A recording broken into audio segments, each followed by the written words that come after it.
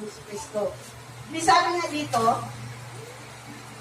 kasi nung nag-comment ka sa Panginoon na magsiserve ka sa Kanya, parang walang resistance, parang walang kukontra sa'yo. Diba?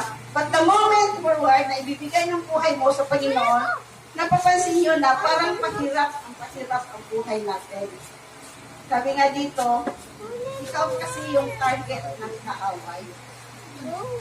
Mga kapatid, kung tutuusin, yung mga gawa ng kaaway sa buhay natin, nagpapasalamat tayo na tayo nagtatagumpay. Lumalaban tayo. Hindi tayo nag-iisa. Kasama natin ang Diyos. Following Jesus in God's blessing, diba? Masarap pakinggan yung blessing. Mga kapatid, diba? Pag blessing ang pag-usapan, masarap pakinggan sa tayo niya. Following Jesus